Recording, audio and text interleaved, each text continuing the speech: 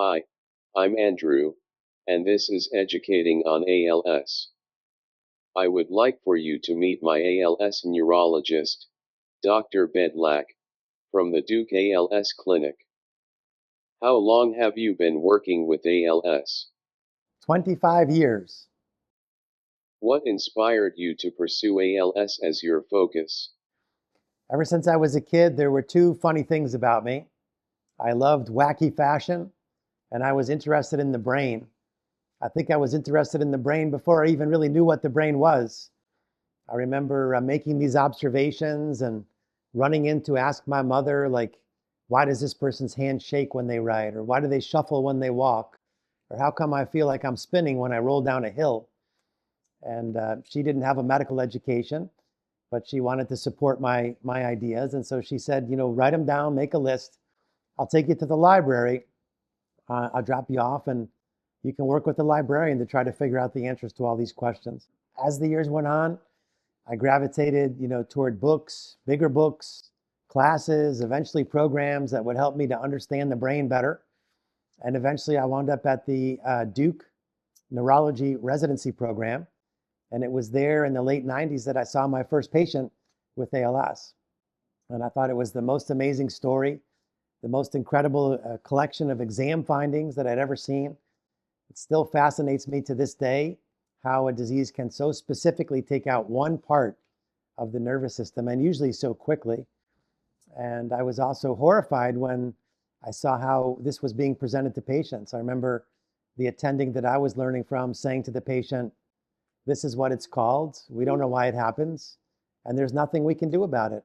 The patient just has to go home and get their affairs in order.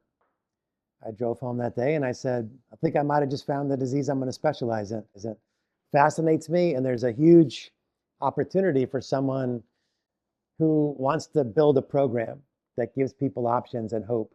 So that's how I got started. How many people with ALS have you cared for in your career? I believe I've seen around 5,000 people with ALS in my career. You love to wear colorful, unique, dare I say outlandish clothes. What influences and inspires your fashion choices? Well, ever since I've been a kid, I've realized that if I put on something that's really wacky, really colorful, really fun, it's like wearing a suit of armor for me. It allows me to maintain my positivity no matter what I run into that day. And I've also noticed that it rubs off on people around me.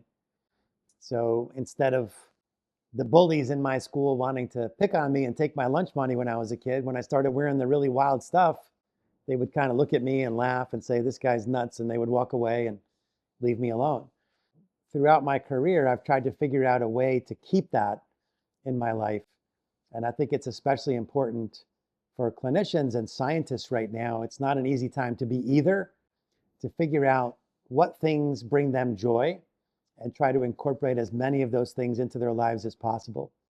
Because we have to find ways to stay resilient. We have to try to find ways to stay positive. Our patients need us to be that way. You can't walk into a room to take care of a person with a condition like ALS if you're angry or you're depressed about the situation that we have going on in this country right now. You have to go in and you have to be on, because I think hope is a really important thing that doctors can help to provide to patients and families. And I think hope is more than just an emotion.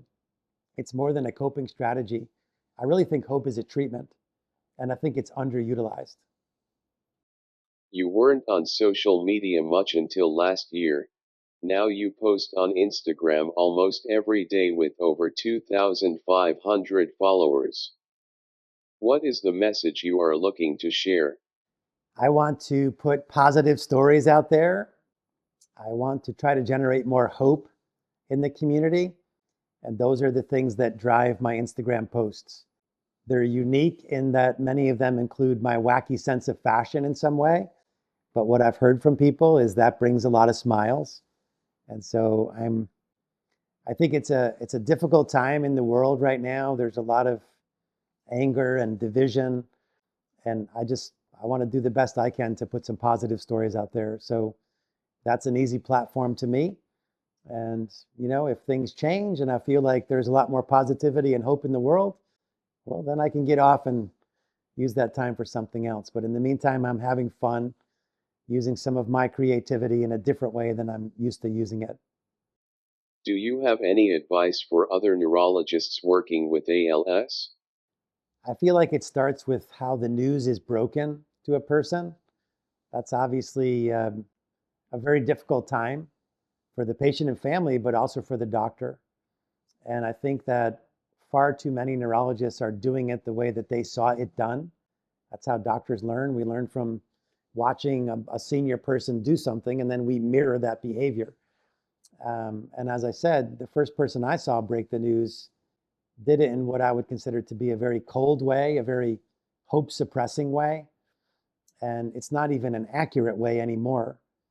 Like in 2025, there's a lot that people can do to make their lives better and longer when they have ALS. So nobody should ever be told there's nothing we can do. Nobody should be told go home and get your affairs in order. That's not an acceptable strategy. It's hope suppressing. And I also don't think that people should get expiration dates at their first visit. Now, there can be an exception.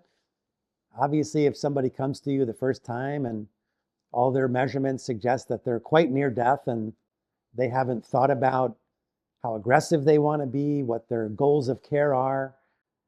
I mean, I think you have to have a conversation about the fact that this might be around the next corner. You can never be sure, but if the numbers suggest that this is a reality, that this could be happening in the next few months, you're kind of obligated to say, hey, plan A is for us to do things to stabilize or improve your situation. But if that doesn't work, we should have a plan B. That's a completely different way of talking about it than to tell someone you have 2 to 3 years to live. Go home and get your affairs in order.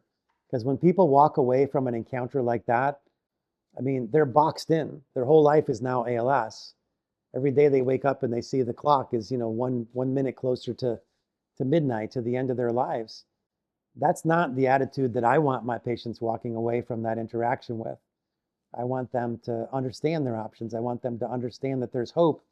I also want them to make ALS right-sized in their life. Like, people are not one thing. When you get a disease like ALS, that's not your whole life. There's still a whole bunch of other parts to you that are important.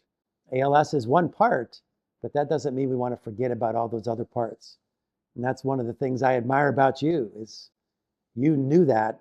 You didn't need it from me. You came to me understanding that already, that ALS was just one small part of who you are. Like, it's not easy to set up all this stuff that you have around this room and put yourself out there, but you do it because you understand that there's so many beautiful parts to you that bring value to the world. And I think that's something that was intrinsic to you, but I don't think it's intrinsic to everyone. And I think it's really important for doctors to understand that we can't crush a person, we can't box them in the first time we meet them. We have to get people to understand that there's more to life than our diseases and our failings, that we all have amazing things inside us that we can't forget about.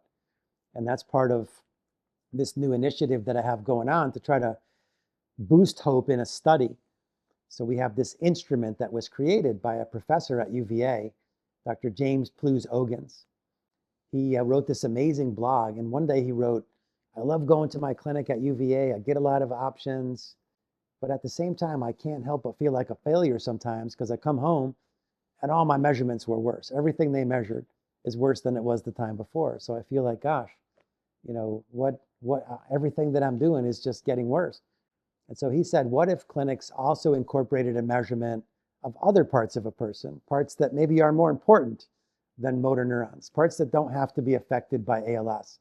And he called it the Turbocharged Living Tool. And it's 12 questions about parts of a person like kindness and compassion and advocacy and humor.